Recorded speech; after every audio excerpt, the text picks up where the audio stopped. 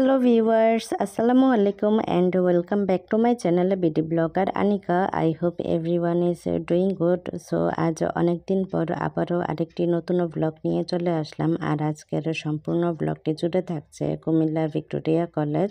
2024 সালের স্বৈরাচার শাসন থেকে মুক্তি পাওয়ার পর শিক্ষার্থীরা সম্পূর্ণ কলেজ রং তুলি দিয়ে সাজায়, বিভিন্ন আর্ট এবং স্লোগান দিয়ে সম্পূর্ণ কলেজের রং রাঙিয়ে দেয়।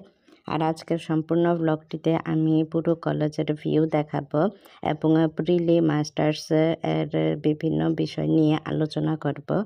আমি আমার প্রিভিয়াস ভিডিওতে Comilla Victoria government college honours degree admission study structure এবং উপবৃত্তি রিলেটেড সাবজেক্ট নিয়ে আলোচনা করেছিলাম এবং সম্পূর্ণ কলেজের ওভারভিউ দেখিয়েছিলাম।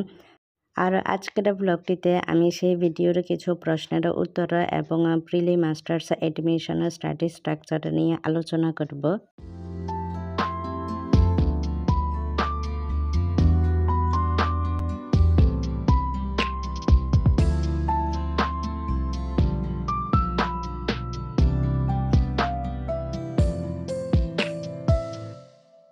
সো প্লিজ ভিডিওটি স্কিপ না করে সম্পূর্ণটি দেখতে থাকুন এবং এনজয় করতে থাকুন। আশা করছি আজকের ব্লগটি আপনাদের সকলের কাছে খুবই ভালো লাগবে।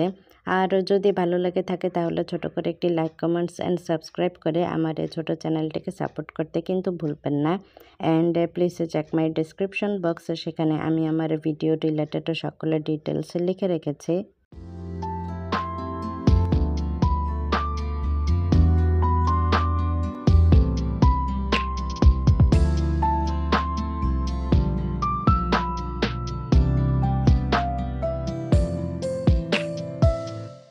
সো ভিডিওটি আমি শ্যুট করেছিলাম 2024 সালের মাঝামাঝি সময়ে। আমার তখন প্রিলি মাস্টার্স এডমিশনে ছিল। আমি ভর্তি হতে কলেজে যাই এবং তখন গিয়ে এই ভিডিওটি আমি শ্যুট করি। বেশ অনেক দিন ধরে আমাদের এই ভার্সিটি বন্ধ ছিল। আশপাশের পরিবেশ একদম শান্ত নীরব ছিল, আকাশটাও একদম মেঘলা ছিল, তবে সেই দিনে কোনো বৃষ্টি হয় নাই। আর পুকুরটাও একদম শ্যাওলায় ডুবেছিল। সেদিন আমি আমার ফ্রেন্ড সার্কেলে নিয়ে প্রিলি মাস্টার্স এডমিশনের জন্য ব্যাংকড্রাফের কাগজ রেডি করি এবং ব্যাংকড্রাফে শেষে কলেজে এসে সেই কাগজপত্রগুলো জমা দিই। আমি আমার ডিগ্রি বিএসএস ডিপার্টমেন্ট থেকে পাশ করি এবং প্রিলি মাস্টার্সে ভর্তি হওয়ার জন্য আমি আমার ফার্স্ট চয়েস রাষ্ট্রবিজ্ঞান দিই এবং আলহামদুলিল্লাহ আমি আমার পছন্দনীয় সাবজেক্টে চান্স পাই ফার্স্ট মেরিট লিস্টে। আমি বর্তমানে রাষ্ট্রবিজ্ঞান ডিপার্টমেন্টের একজন স্টুডেন্ট। আর এই মুহূর্তে আমি ইসলামের ইতিহাসের ডিপার্টমেন্টে দাঁড়িয়ে আছি। আমার একজন ফ্রেন্ড সে এই সাবজেক্টে চান্স পায় আর আমি তার ব্যাংকড্রাফ ফর্মটা ফিল আপ করতে সাহায্য করছিলাম। And the wall painting is so beautiful. আমি এখানে কিছু ছবিও তুলি।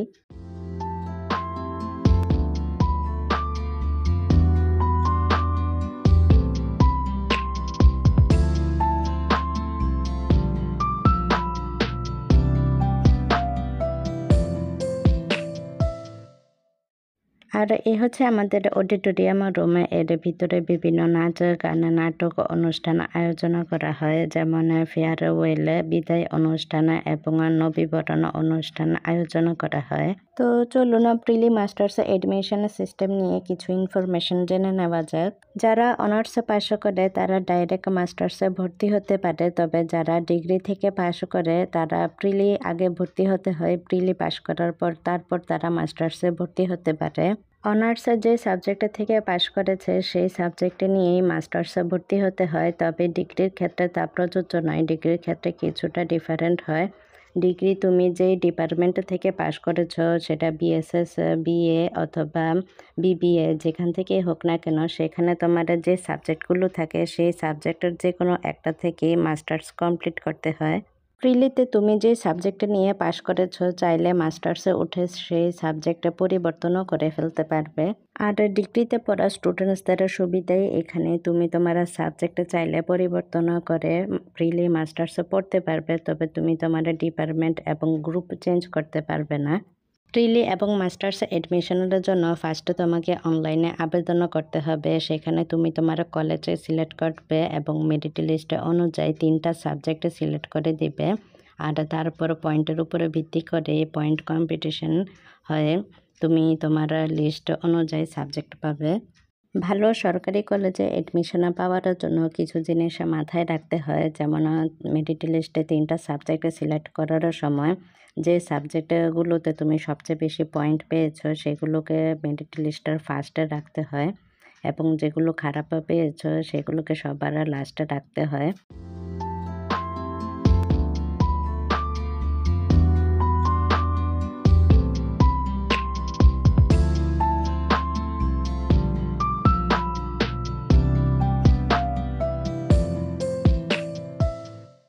ম্যাক্সিমাম স্টুডেন্ট রেগুলারে চান্স পায় না, যার কারণে বাধ্য হয়ে তাদেরকে পরবর্তীতে প্রাইভেটে ভর্তি হতে হয়। তো চলুন রেগুলার এবং প্রাইভেটের মধ্যে পার্থক্য কী সেটা জেনে নেওয়া যাক। যারা প্রিলি রেগুলারে ভর্তি হয় তারা চাইলে মাস্টার্স রেগুলার অথবা প্রাইভেটে ভর্তি হতে পারবে, তবে যারা প্রিলি প্রাইভেটে ভর্তি হয় তারা আরও কখনো মাস্টার্স রেগুলারে ভর্তি হতে পারবে না, তাদেরকে প্রাইভেটেই ভর্তি হতে হবে। প্রিলি এবং মাস্টার্স রেগুলারে ভর্তি শেষ হওয়ার পর তারপর প্রাইভেটে ভর্তি স্টার্ট হয়, কিন্তু তাদের ফাইনাল এক্সাম একসাথেই হয়।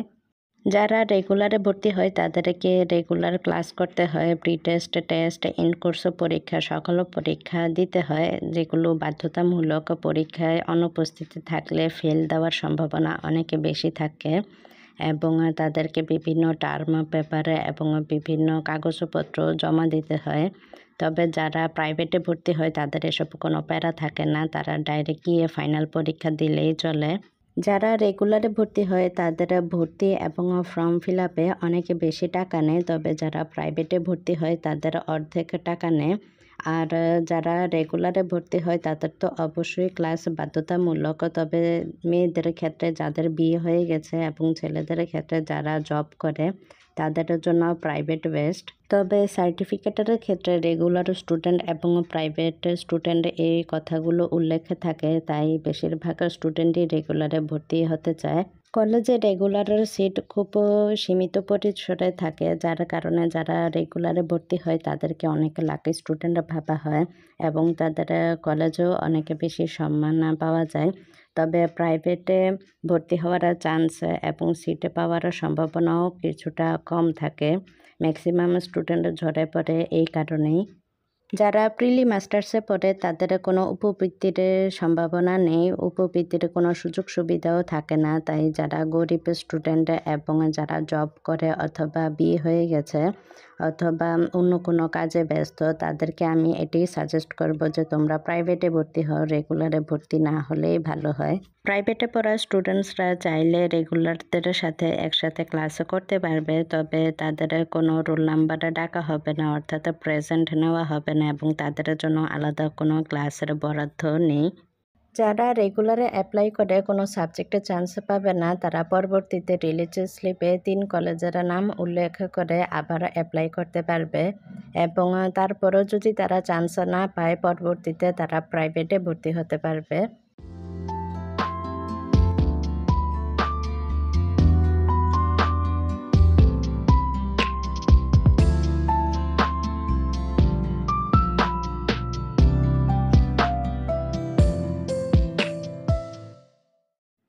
কুমিল্লা ভিক্টোরিয়া গভর্নমেন্ট কলেজ নিয়ে আমি এর পূর্বে একটা ভিডিও বানিয়েছিলাম, সেই ভিডিওর লিংক আমি ডেসক্রিপশন বক্সে, এন্ড স্ক্রিন এবং কমেন্ট বক্সে পিন করে দিয়ে দিব, আপনারা চাইলে সেই ভিডিওটি দেখে নিতে পারেন। সেই ভিডিওটিতে আমি অনার্স এবং ডিগ্রি অ্যাডমিশন সিস্টেমে নিয়ে বিভিন্ন তথ্য আলোচনা করেছিলাম, তবে সেখানে অনেক বেশি পরিমাণ কমেন্টস আসছিল, যার উত্তর দেওয়া সেই কমেন্টসের মধ্যে পসিবল হয় নাই। আজকের ব্লগটিতে আমি সেই সকল প্রশ্নের উত্তর দিব। আশা করছি আপনারা সবাই মনোযোগ দিয়ে আজকের ব্লগটি দেখবেন।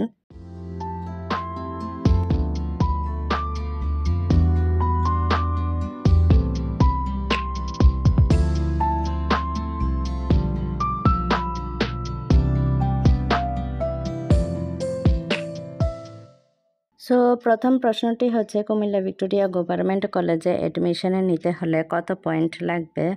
তো আমার উত্তরটি হলো এসএসসি এবং এইচএসসি মিলিয়ে টোটাল 10 পয়েন্টের মধ্যে সর্বনিম্ন 7 পয়েন্ট এবং সর্বোচ্চ 10 পয়েন্ট অর্থাৎ গোল্ডেন A+ পয়েন্ট থাকতে হবে।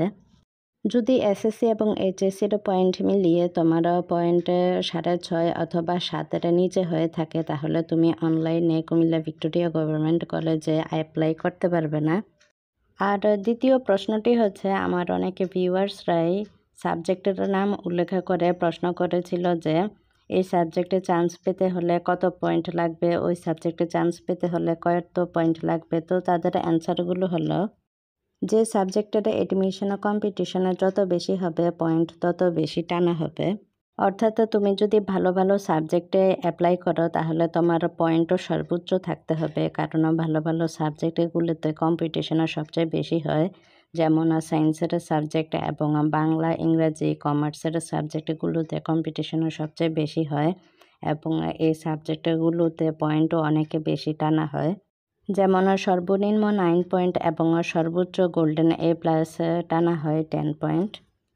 তাই ম্যাক্সিমাম স্টুডেন্ট পছন্দনীয় কলেজে চান্স পাওয়ার জন্য তারা তাদের ডিপার্টমেন্ট অর্থাৎ গ্রুপ চেঞ্জ করে ফেলে। সায়েন্সের স্টুডেন্টসরা বেশিরভাগই আর্টসে চলে যায়, কমার্সের স্টুডেন্টরাও বেশিরভাগ আর্টসে চলে যায়, যাতে করে তারা এই কুমিল্লা ভিক্টোরিয়া গভর্নমেন্ট কলেজে চান্স পায়। যাদের পয়েন্ট অনেক বেশি কম তারা এই পদ্ধতি অ্যাপ্লাই করে থাকে, তবে যাদের পয়েন্ট হাই আছে অর্থাৎ 9 পয়েন্ট 10 পয়েন্টের কাছাকাছি আছে তারা তাদের ডিপার্টমেন্ট চেঞ্জ না করলেও চলবে। আমার ভিউয়ার্সদের থার্ড প্রশ্ন হলো যে ভালো পয়েন্ট পাওয়া সত্ত্বেও কুমিল্লা ভিক্টোরিয়া গভর্নমেন্ট কলেজে অ্যাপ্লাই করে কোনো সাবজেক্টে চান্স পেলাম না, তাদের পরবর্তী করণীয় কী? তো তাদের অ্যান্সারটি হলো, তুমি যদি অনার্সে চান্স না পাও তাহলে তুমি পরবর্তীতে ডিগ্রিতে অ্যাপ্লাই করতে পারবে এবং টোটাল মেরিট লিস্ট 2বার প্রকাশ করা হয়, অর্থাৎ ফার্স্ট মেরিট লিস্ট এবং সেকেন্ড মেরিট লিস্ট। অনার্স এবং ডিগ্রিতে যদি তুমি এই 2 মেরিট লিস্টেও যদি চান্স পেয়ে না থাকো তাহলে পরবর্তীতে তোমাকে রিলিজ স্লিপে অন্য কলেজে অর্থাৎ অন্য যে কোনো 3টা কলেজে অ্যাপ্লাই করতে পারবে, ভিক্টোরিয়া কলেজ ছাড়া।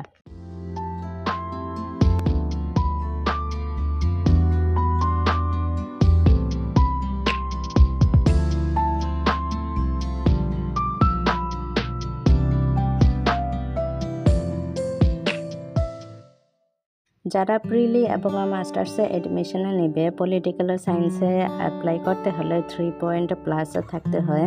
সোশিয়াল ওয়ার্ক অথবা সোশিয়াল সায়েন্স ডিপার্টমেন্টে অ্যাপ্লাই করতে হলে 2.50 প্লাস থাকতে হয়। যাদের পয়েন্ট 2.50-এর নিচে তারা ইসলামের ইতিহাস এবং ফিলোসফি সাবজেক্টগুলোতে অ্যাপ্লাই করতে পারবে। কিন্তু যাদের অনার্স অথবা ডিগ্রির পয়েন্ট 2 পয়েন্টের নিচে বা 2 পয়েন্ট তারা কখনোই প্রিলি এবং মাস্টার্সে আবেদন করার জন্য অ্যাপ্লাই করতে পারবে না।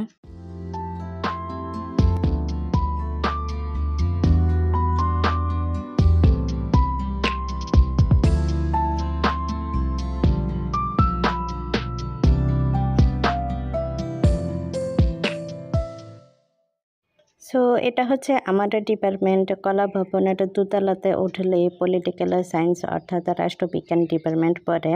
আর বারান্দা দিয়ে এর বাহিরের ওভারভিউগুলো দেখতে খুবই সুন্দর লাগছিল। গাছের পাতাগুলো অনেক বেশি পরিমাণে সবুজ ছিল।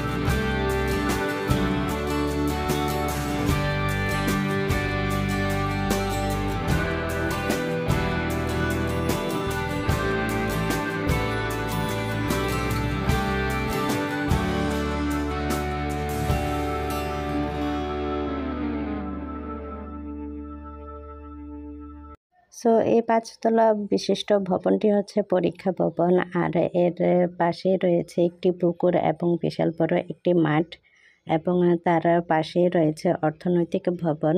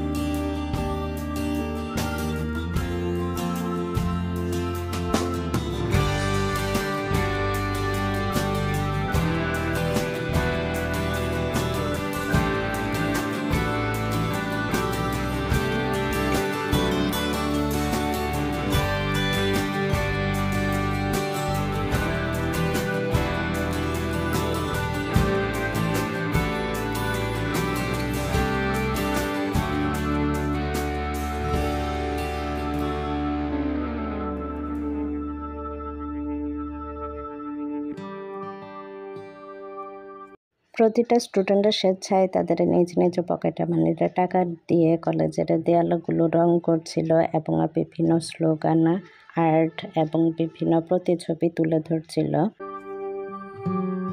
সো সারাদিনে ফ্রেন্ড সার্কেল নিয়ে অনেকে ঘোরাঘুরি শেষে এখনও ফাইনালি একটু রিল্যাক্সে করার পালা। আমরা সবাই অর্থনৈতিক ডিপার্টমেন্টের পাশে বাদামতলিতে বসে বসে বাইরের ভিউ এনজয় করছিলাম, ফ্রেন্ডসদের সাথে কথা বলছিলাম, আড্ডা দিচ্ছিলাম। ভিউজটা খুবই সুন্দর ছিল।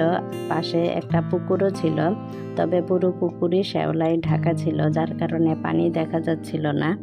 আর তার উপরে সারাদিন হাঁটাহাঁটি শেষে আমরা অনেকে বেশি ক্লান্ত হয়ে পড়েছিলাম। আমরা আমাদের ফ্রেন্ড সার্কেল সকলকে নিয়ে কলেজের সেই বিখ্যাত মামার ঝালমুড়ি এবং ফুচকা আইসক্রিম খাই। পুরো ট্রিটটাই আমার পক্ষ থেকে ছিল উইদাউট এনি রিজন। যেহেতু ঘর থেকে বের হলে স্ট্রিট ফুড ছাড়া আমার চলেই না, আর আমার সবচেয়ে বেশি ফেভারেট এই ঝালমুড়ি, আর ফুচকাও আমার সবচেয়ে বেশি ফেভারেট। ভেলপুরি, পানিপুরি সেগুলো ধর্মসাগরে গেলে মাঝে মাঝে খাওয়া হয়। সো এটাই হচ্ছে ভার্সিটি লাইফের শেষ বছরগুলো, কারণ আমার গ্র্যাজুয়েশনে কমপ্লিট হয়ে গেছে। এই মুহূর্তে আমি প্রিলিতে আছি। প্রিলি মাস্টার্স কমপ্লিট হতে হতে মিনিমাম 2 থেকে 3 বছর লাগবে। তো আমার এই লেখাপড়ার স্টাডি জার্নি আর মাত্র 2 থেকে 3 বছরই বাকি আছে, তারপর আমার সম্পূর্ণ লেখাপড়াই শেষ হয়ে যাবে। ভার্সিটি লাইফের জার্নি এখনই এনজয় করার পালা, আর এটাই শেষ মুহূর্ত।